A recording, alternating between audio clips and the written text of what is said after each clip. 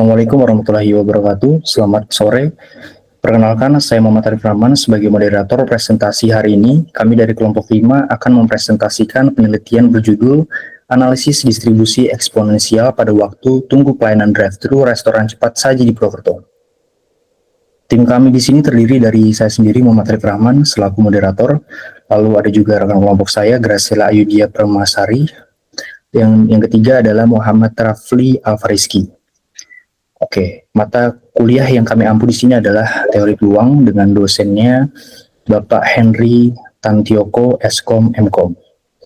Agenda pada hari ini yang pertama adalah latar belakang dan tujuan penelitian yang akan kami presentasikan, lalu yang kedua adalah landasan teori distribusi eksponensial, yang ketiga itu ada metodologi dan pengumpulan data, yang keempat ada analisis dan perhitungan, yang kelima ada hasil dan interpretasi, dan juga yang keenam kesimpulan dan rekomendasi.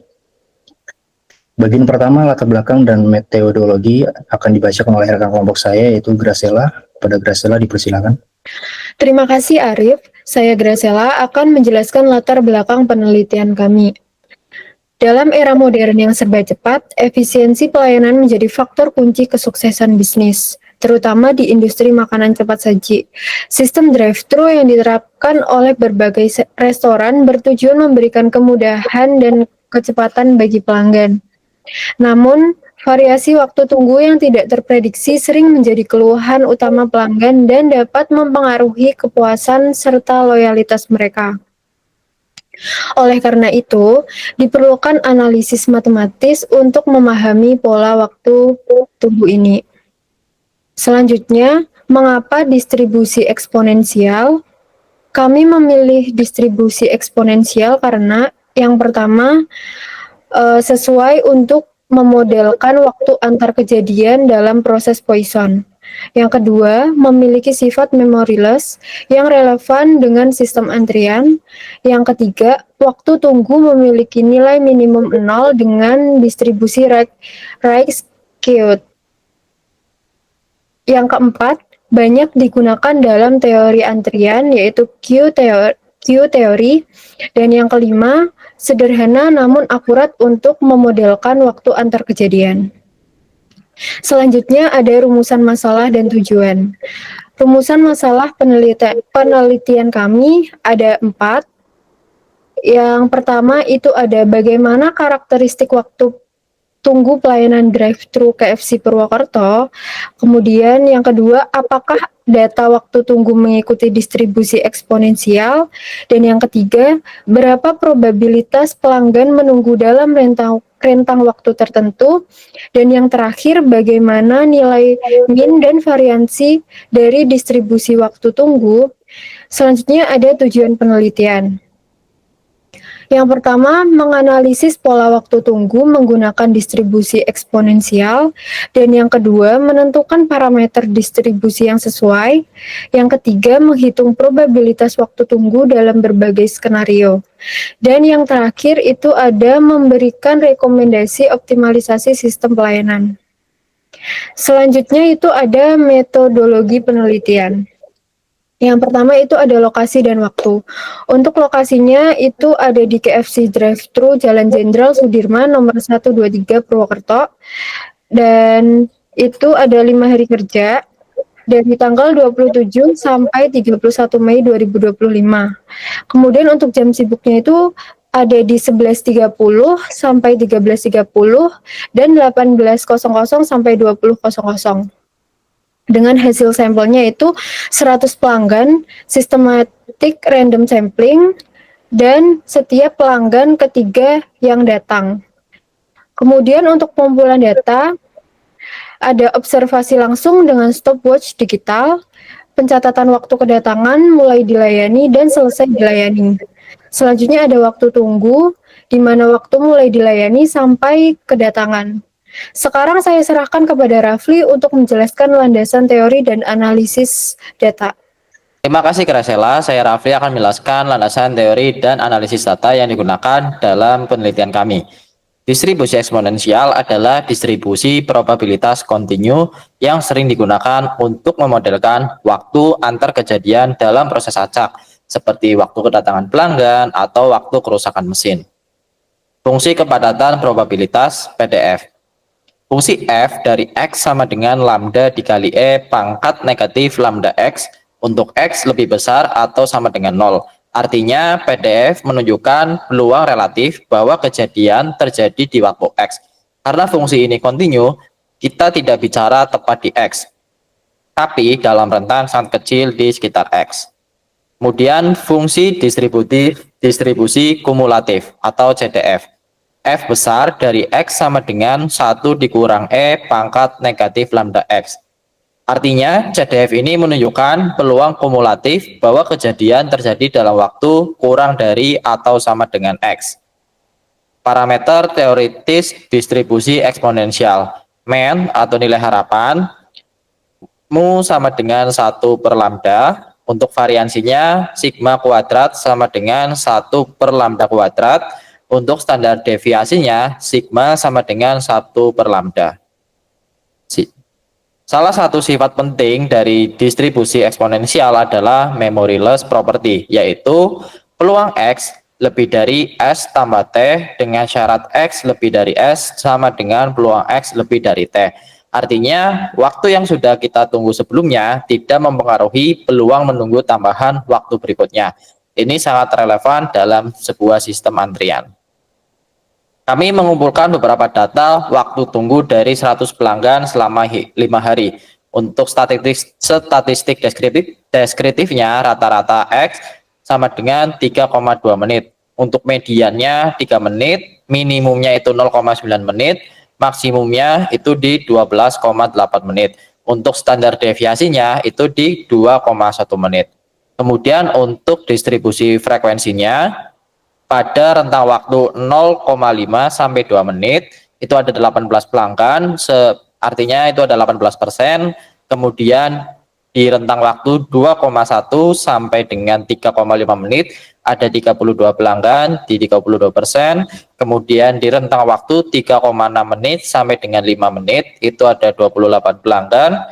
Kemudian di rentang waktu 5,1 sampai 6,5 menit itu ada 15 pelanggan. Kemudian di rentang waktu 6,6 sampai 8 menit itu ada 6 pelanggan, dan di rentang waktu 8 menit itu ada 1 pelanggan. Kemudian kita menggunakan metode maksimum likelihood estimator atau MLE. Lambda sama dengan 1 dibagi rata-rata, yaitu 1 dibagi 3,2, hasilnya 0,3125.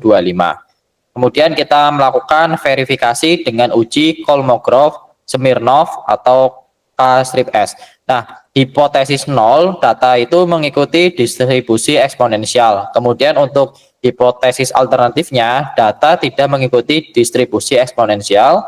Kemudian untuk nilai hitungnya itu ada di 0,078 dan untuk nilai tabelnya itu ada di 0,136.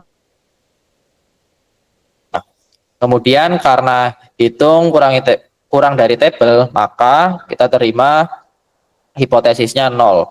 Kesimpulannya apa? Kesimpulannya data waktu tunggu itu mengikuti distribusi eksponensial. Dengan lambda 0,3125, maka kita akan menghitung kembali. MU-nya itu di 3,2 menit, kemudian untuk variansinya itu di 10,24 menit kuadrat, kemudian standar deviasinya itu ada di 3,2 menit, untuk koefisien variasinya itu di 1,0. Artinya koefisien variasi 1,0 ini menunjukkan tingkat variasi yang tinggi, khas dari distribusi eksponensial. Dengan lambda sama dengan 0,3125, kita hitung beberapa skenario probabilitas.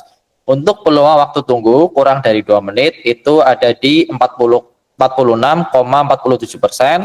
Kemudian untuk waktu tunggu antara 3 menit, 3 dan 5 menit itu ada di 18,20%. Kemudian waktu tunggu lebih dari 6 menit itu ada di 15,31%.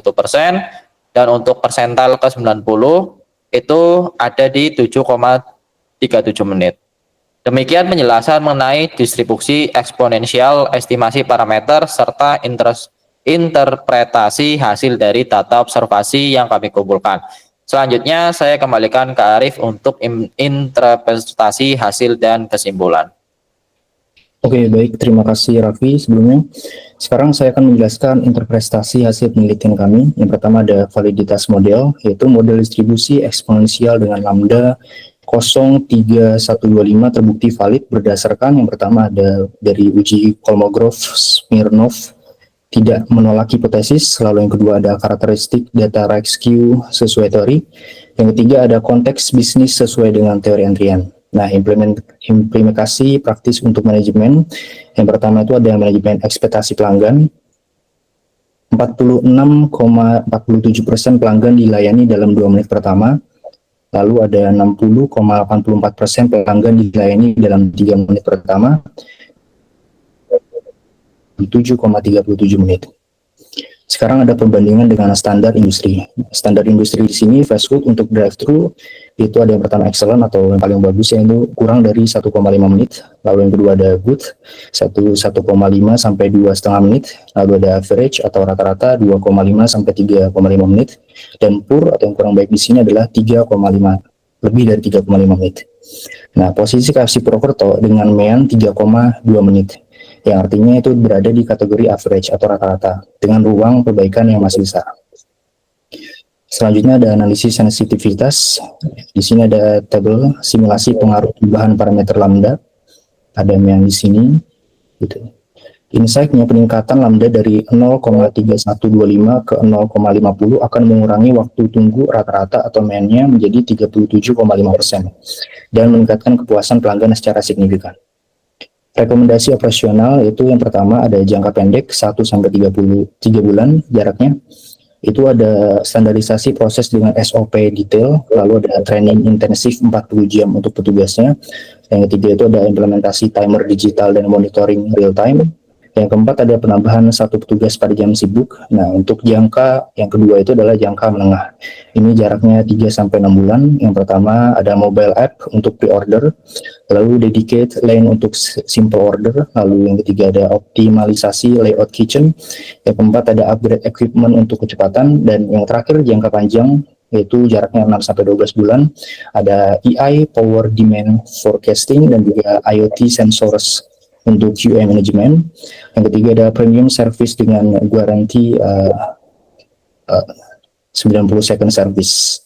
Lalu kesimpulan dari penelitian kami itu yang pertama ada model yang sesuai, yaitu data waktu tunggu mengikuti distribusi eksponensial dengan parameter lambda 0,3125. Lalu karakteristik waktu tunggu mean atau rata-ratanya di sini 3,2 menit.